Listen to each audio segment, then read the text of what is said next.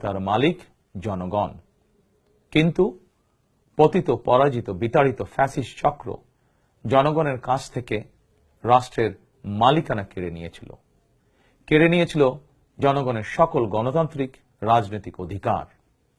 অবশেষে দীর্ঘ আন্দোলন সংগ্রামের ধারাবাহিকতায় হাজারো প্রাণের বিনিময়ে জনগণের কাছে রাষ্ট্রের মালিকানা ফিরিয়ে দেওয়ার এক মাহেন্দ্রক্ষণ আমাদের সামনে উপস্থিত। আগামী 12ই ফেব্রুয়ারি অনুষ্ঠিত হতে যাচ্ছে গণতান্ত্রিকামী জনগণের বহুল আকাঙ্ক্ষিত জাতীয় নির্বাচন। প্রিয় দেশবাসী, রাষ্ট্র, রাজনীতি এবং সরকারে জনগণের অধিকার প্রতিষ্ঠার এই শুভ সময় মহান আল্লাহর দরবারে শুকরিয়া আদায় করে আমি আপনাদের সামনে কয়েকটি কথা বলতে চাই। গণতান্ত্রিকামী জনগণের সামনে এমন একটি শুভ সময় হঠাৎ করেই আসেনি। এর জন্য বাংলাদেশ জাতীয়তাবাদী দল বিএনপি সহ গণতন্ত্রের পক্ষের সকল রাজনৈতিক দল এবং গণতান্ত্রিকামী জনগণকে দীর্ঘ 1.5 দশকেরও বেশি সময় ধরে আন্দোলন সংগ্রাম করতে হয়েছে।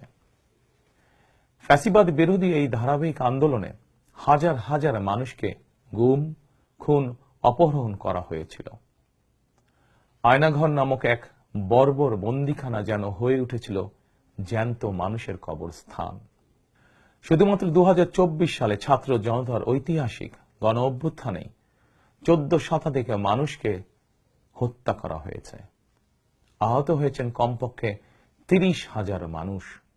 বাংলাদেশের জন্মযুদ্ধ থেকে আজ পর্যন্ত দেশে গণতন্ত্র এবং মানুষের অধিকার প্রতিষ্ঠার জন্য বিভিন্ন সময় যারা শহীদ হয়েছেন তাদের মাগফিরাত কামনা করছি। যারা আহত হয়েছেন তাদের প্রতি জানাই গভীর সহানুভূতি এবং সহমর্মিতা। হতাহতদের শোক সন্তপ্ত পরিবারের প্রতি জানাই গভীর সমবেদনা। প্রিয় দেশবাসী, 1971 সালের স্বাধীনতা অর্জনের যুদ্ধ, 1975 সালের 7ই নভেম্বরের আধিপত্যবাদ ও তাবেদার অপশক্তি বিরোধী বাংলাদেশ, 90-এর স্বৈরাচার বিরোধী আন্দোলন, শাপলা চত্বরের গণহত্যা কিংবা সর্বশেষ 2024 সালের স্বাধীনতা রক্ষার যুদ্ধ, ইতিহাসের এমন প্রতিটি বাঁকে হাজারো লক্ষ মানুষ অকাতরে জীবন দিয়েছেন। একটি প্রাণের সমাপ্তির মধ্যে দিয়ে একটি পরিবারের স্বপ্ন ও সম্ভাবনা, আশা আকাঙ্ক্ষারও মৃত্যু ঘটে। এই মানুষগুলো কেন এমন অকাতরে জীবন দিয়েছিলেন? কি ছিল তাদের চাওয়া? কোনো কিছু দিয়েই মৃত্যুর প্রতিদান হয় না।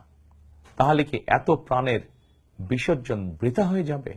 না, অবশ্যই বৃথা যেতে দিতে পারি না। আমরা যারা এখনো আল্লাহর রহমতে বেঁচে আছি, আমাদের উচিত সকল শহীদদের আকাঙ্ক্ষিত বাংলাদেশ প্রতিষ্ঠা করা। একটি ন্যায়ভিত্তিক, মানবিক, নিরাপদ, গণতান্ত্রিক বাংলাদেশ প্রতিষ্ঠার মাধ্যমে আমরা দেশ এবং জনগণের জন্য উৎসর্গকৃত সকল প্রাণের প্রতিদান দেবার চেষ্টা করতে পারি। প্রিয় দেশবাসী, বাংলাদেশ প্রায় 20 কোটি মানুষের জনবহুল দেশ। দেশের মোট জনশক্তির অর্ধেকের বেশি নারী। জনসংখ্যার 4 কোটির বেশি তারুণ্য, 5 কোটির বেশি শিশু, 40 লাখের বেশি প্রতিবন্ধী মানুষ, কোটি কোটি শ্রমিক, কৃষক। এই সকল শ্রেণী পেশার মানুষের আকাঙ্ক্ষা বাস্তবায়ন করতে ব্যর্থ হলে শেষ পর্যন্ত খোদ রাষ্ট্রযন্ত্রই দুর্বল হয়ে পড়বে। নাগরিকদের দুর্বল রেখে রাষ্ট্র কখনোই শক্তিশালী হয়ে উঠতে পারে না। জনগণের রাজনৈতিক এবং অর্থনৈতিক ক্ষমতা নিশ্চিত করা না গেলে দেশে ডেমোক্রেসি, ডেভেলপমেন্ট কিংবা ডিসেন্ট্রালাইজেশন কোনো কিছুরই টেকসই হবে না।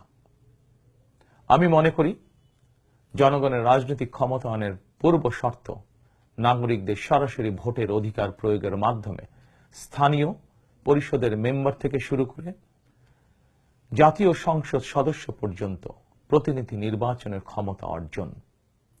প্রতিটি নাগরিকের হারানো রাজনৈতিক ক্ষমতা পুনরুদ্ধারের জন্য আগামী 12ই ফেব্রুয়ারি নির্বাচন একটি বড় সুযোগ। প্রিয় দেশবাসী, এই উপলব্ধি এবং বাস্তবতাকে সামনে রেখে দেশের নাগরিকদের রাজনৈতিক এবং অর্থনৈতিক ক্ষমতা নিশ্চিত করার লক্ষ্যে ইতিমধ্যেই বিএনপির নির্বাচনী ইশতেহার ঘোষণা করা হয়েছে।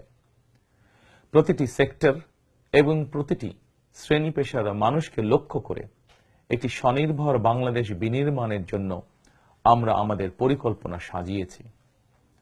বর্তমান প্রজন্মের সামাজিক, অর্থনৈতিক, রাজনৈতিক অধিকার পুনর্বহাল এবং ভবিষ্যৎ প্রজন্মের জন্য একটি নিরাপদ মানবিক বাংলাদেশ প্রতিষ্ঠার লক্ষ্য নিয়েই চূড়ান্ত করা হয়েছে বিএনপির সকল পরিকল্পনা। বিশেষ করে দেশের সকল তরুণ তরুণী, বেকার জনগোষ্ঠী এবং নারীদের জন্য দেশে বিদেশে কর্মসংস্থান এবং কর্ম পরিবেশ নিশ্চিত করাই এবার বিএনপির প্রথম এবং প্রধান অগ্রাধিকার। আমি ইশতেহারে উল্লেখিত কয়েকটি বিষয় খুব সংক্ষিপ্তভাবে আজ আবারও দেশবাসীর সামনে তুলে ধরতে চাই।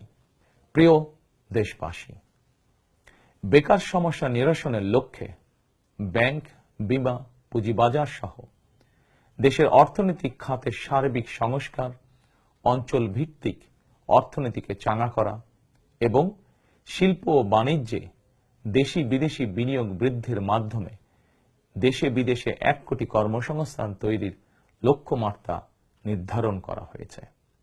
এভাবে পর্যায়ক্রমিকভাবে 1 কোটি কর্মসংস্থান তৈরির লক্ষ্যমাত্রা অর্জনের জন্য কয়েকটি সেক্টরকে বিশেষভাবে চিহ্নিত করে নতুন কর্মসংস্থান তৈরির উপায় এবং কর্মকৌশল নির্ধারণ করা হয়েছে। এরই অংশ হিসাবে দেশব্যাপী কারিগরি এবং ব্যবহারিক শিক্ষা প্রদানের মাধ্যমে বেকার জনগোষ্ঠীকে দক্ষ জনশক্তিতে রূপান্তরিত করা হবে। কলেজ, মাদ্রাসা, বিশ্ববিদ্যালয় বিনামূল্যে স্কিলস ডেভেলপমেন্ট, ফ্রিল্যান্সিং এবং আউটসোর্সিং প্রশিক্ষণ প্রদান করা হবে, যাতে করে বেকার যুবক কিংবা তরুণ তরুণীরা দেশে বিদেশে উচ্চ বেতনের চাকরির জন্য প্রস্তুত হয়ে সরাসরি কর্মক্ষেত্রে কর্মসংস্থানে যুক্ত হতে পারেন। প্রতিটি অঞ্চল ভিত্তিক স্থানীয়ভাবে বিখ্যাত এবং ঐতিহ্যবাহী পণ্যের উৎপাদন এবং বাজারজাতকরণের জন্য বিশেষ উদ্যোগ নেওয়ার প্রস্তুতি রয়েছে। স্থানীয় কুটির শিল্প ও এসএমই খাত বিকশিত করার জন্য সহজ এবং স্বল্প সুদে ঋণ সুবিধা দেওয়ার পরিকল্পনা আমাদের রয়েছে। বৈশ্বিক ই-কমার্স প্ল্যাটফর্মের পণ্য রফতানির লক্ষ্যে বেসরকারি শিল্প সম্প্রসারণ ও কর্মসংস্থান সৃষ্টির সহায়ক উদ্যোগ নেওয়ার পরিকল্পনা নেওয়া হয়েছে। সাইবার নিরাপত্তা, outsourcing, data processing, artificial intelligence, semiconductor সহ আইটি সেক্টরে নতুন শিল্প গড়ে তোলার পরিকল্পনা নেওয়া হয়েছে। এইসব সেক্টরে প্রতি বছর সরাসরি 2 লক্ষ এবং ফ্রিল্যান্সিং, ক্রিয়েটিভ ইন্ডাস্ট্রি ও কন্টেন্ট ক্রিয়েশনের মাধ্যমে পরোক্ষভাবে আরও 8 লক্ষ কর্মসংস্থান তৈরির লক্ষ্যমাত্রা নির্ধারণ করা হয়েছে। প্রিয় দেশবাসী, বিভিন্ন পরিসংখ্যান অনুযায়ী বর্তমানে দেশে বেকারের সংখ্যা 27 লাখের বেশি। এর মধ্যে প্রায় 9 লক্ষ রয়েছেন স্নাতক ডিগ্রিধারী উচ্চশিক্ষিত বেকার। এদের মধ্যে প্রায় 22% তরুণ তরুণী কোন প্রকার শিক্ষা, চাকরি ও প্রশিক্ষণে সম্পৃক্ত নয়। এই বিপুল সংখ্যক বেকারের অধিকাংশই 15 থেকে 29 বছর বয়সী। 12 ফেব্রুয়ারি নির্বাচনে জনগণের রায় বিএনপি সরকার গঠন করতে সক্ষম হলে বিএনপি শিক্ষিত তরুণ তরুণীদের জন্য 6 মাস থেকে সর্বোচ্চ 1 বছর কিংবা কর্মসংস্থান না হওয়া পর্যন্ত বিশেষ আর্থিক ভাতা প্রদান করার সিদ্ধান্ত নিয়েছে। আমরা মনে করি এই বেকার ভাতা হয়তো একজন শিক্ষিত বেকারকে সে উদ্যোগে কর্মসংস্থান সৃষ্টির ক্ষেত্রে সক্ষমতা অর্জনেও সহায়ক ভূমিকা রাখবে।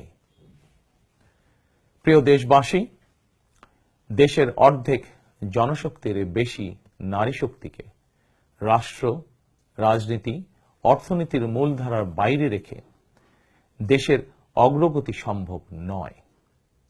দেশে প্রায় 4 কোটি পরিবার রয়েছে যদি আপনারা বিএনপিকে রাষ্ট্র পরিচালনার দায়িত্ব দেন, তাহলে আমরা এবার প্রথমবারের মতন দেশে প্রতিটি পরিবারের জন্য ফ্যামিলি কার্ড ইস্যু করার চূড়ান্ত সিদ্ধান্ত নিয়েছি। পরিবারগুলোর নারী প্রধানের নামে ফ্যামিলি কার্ড ইস্যু করা হবে।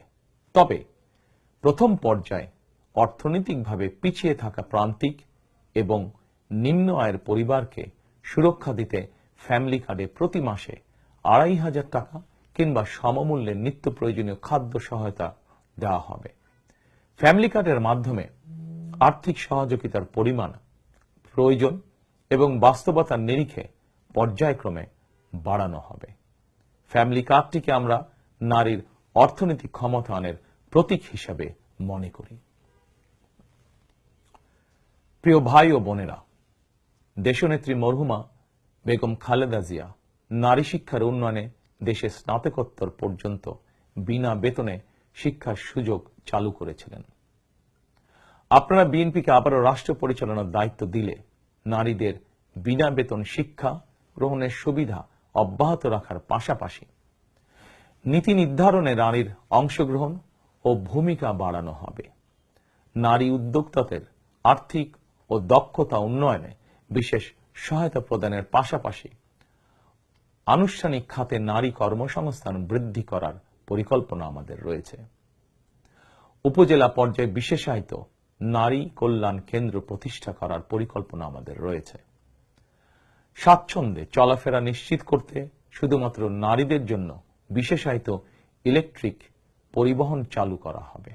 কর্মপরিবেশ নিশ্চিত করতে কর্মস্থলে ডে কেয়ার ও ব্রেস্টফিডিং কর্নার স্থাপন করা হবে। এছাড়া বিশেষ করে রাজধানী ঢাকা সহ বিভাগীয় শহরগুলোতে কয়েকটি নির্দিষ্ট স্থানে হাইজেনিক বাথরুম নির্মাণের পরিকল্পনা আমাদের রয়েছে। আমাদের সমাজের নারীরা নানাভাবে হয়রানি এবং সহিংসতার শিকার হন। বর্তমান সময়ে নারীর প্রতি সাইবার বুলিং উদ্বেগজনক রূপ নিয়েছে। বুলিং সহ নারীর প্রতি যে কোনো ধরনের সহিংসতা বন্ধে কঠোর আইন প্রয়োগের পরিকল্পনা এবং সিদ্ধান্ত আমাদের রয়েছে।